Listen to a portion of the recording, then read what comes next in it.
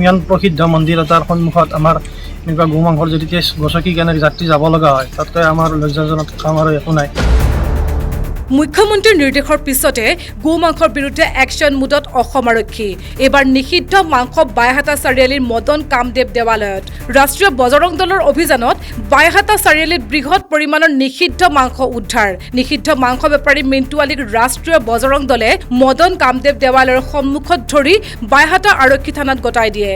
জানিব পৰা মতে বহুদিনৰে পৰা মিণ্টু আলীয়ে নিষিদ্ধ মাংস বাইহাটা চাৰিআলি অঞ্চলত বেপাৰ কৰি আহিছিল। মদন কামদেৱ মন্দিৰৰ সমীপত মানে বহুদিনৰ পৰা আমাৰ বাইহাটা চাৰিআলিৰ ৰঙিয়া গুৱাহাটী ৰোডৰ বাইপাছৰ পৰা তাৰ পৰা মাংস মানে বাইকত লৈ যায়, বাইহাটা চাৰিআলিৰ পৰা মান্তাকাটালৈকে লৈ যায়। তেনেতে সদায় মানে মদন কামদেৱ মন্দিৰৰ চৌহদত গেটত মানে সন্মুখত ল'ৰাজন ৰখে, ৰখি কেনে মানে তাত তেজ চেজ পৰি থাকে।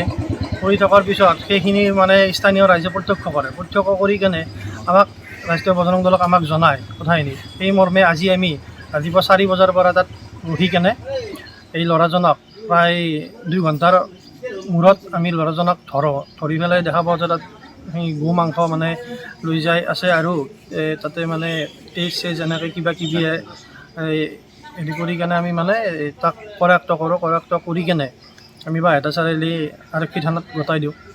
আৰু সেই মানে যিটো তেজ পৰি থাকে সেই তেজবিলাক মানে গছকি আমাৰ স্থানীয় ৰাইজ আৰু মদন কামদেৱ যাত্ৰীসকলে সেই তেজ গছকি কেনে মন্দিৰত যাব লগা হয়। আৰু এইটো আমাৰ দুৰ্ভাগ্যজনক কথা। মন্দিৰৰ এটা ইমান প্ৰসিদ্ধ মন্দিৰ এটাৰ সন্মুখত আমাৰ এনেকুৱা গো মাংসৰ যদি তেজ গছকি কেনে যাত্ৰী যাব লগা হয়, তাতকৈ আমাৰ লজ্জাজনক কাম আৰু একো নাই।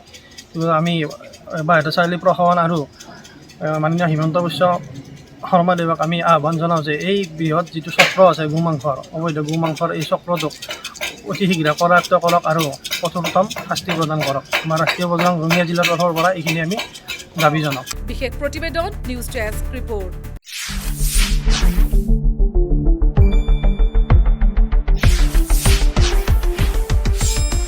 শুদ্ধ আৰু বিস্তৃত বাতৰিৰ বাবে চাই থাকক নিউজ ডেস্ক ৰিপৰ্ট।